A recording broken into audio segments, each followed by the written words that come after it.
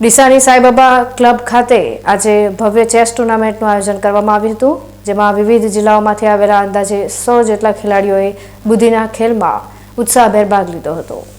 બનાસકાંઠાના વેપારી મથક ડીસા ખાતે રમતગમત ક્ષેત્રે બાળકો અને યુવાનોમાં બૌદ્ધિક ક્ષમતા ખીલે તેવા આશયથી એક સુંદર અને વિશિષ્ટ સ્પર્ધાનું આયોજન કરવામાં આવ્યું હતું. સાઈબાબા ક્લબના આંગણે યોજાયેલી આ ચેસ ટુર્નામેન્ટમાં માત્ર સ્થાનિક ડીસા જ નહીં, પરંતુ પાલનપુર, મહેસાણા, વિસનગર અને પાટણ જેવા આસપાસના વિવિધ શહેરો અને જિલ્લાઓમાંથી અંદાજે 100 જેટલા ચેસ પ્રેમી સ્પર્ધકોએ ભાગ લીધો હતો.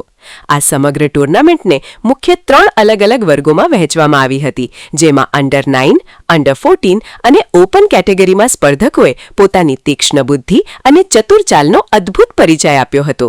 નાજુક વયના ભૂલકાઓથી લઈને અનુભવી ખેલાડીઓએ ચેસના બોર્ડ પર પોતપોતાની રણનીતિ રજૂ કરીને હરીફોને માત આપવાનો રોમાંચક પ્રયાસ કર્યો હતો. સ્પર્ધા દરમિયાન બાળકો અને યુવાનોનો ઉત્સાહ જોવો એક લહાવો હતો. આ સમગ્ર આંતરજિલ્લા ટુર્નામેન્ટનું સુંદર, સુચારું અને સંપૂર્ણ ન્યાયિક રીતે સંચાલન આયોજક માધુરીબેન પઢિયાર દ્વારા કરવામાં આવ્યું હતું, જેમના આયોજનને તમામ સ્પર્ધકો અને વાલીઓએ મુક્ત મનથી બિરદાવ્યું હતું. આજે અમે અહીંયા એક સરસ ટુર્નામેન્ટનું આયોજન કર્યું, જેમાં ડીસા, પાલનપુર, મહેસાણા, વિસનગર, પાટણ ત્યાંથી 100+ ખેલાડીઓએ ભાગ લીધો. બહુ સારી ટુર્નામેન્ટ રહી.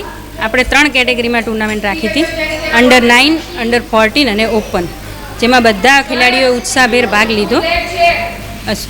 ડીસામાં યોજાયેલી આ ચેસ ટુર્નામેન્ટે ઉત્તર ગુજરાતના બાળ અને યુવા ખેલાડીઓને પોતાની સુષુપ્ત શક્તિઓ અને માનસિક કસબ દર્શાવવા માટે એક ઉત્કૃષ્ટ મંચ પૂરું પાડ્યું છે.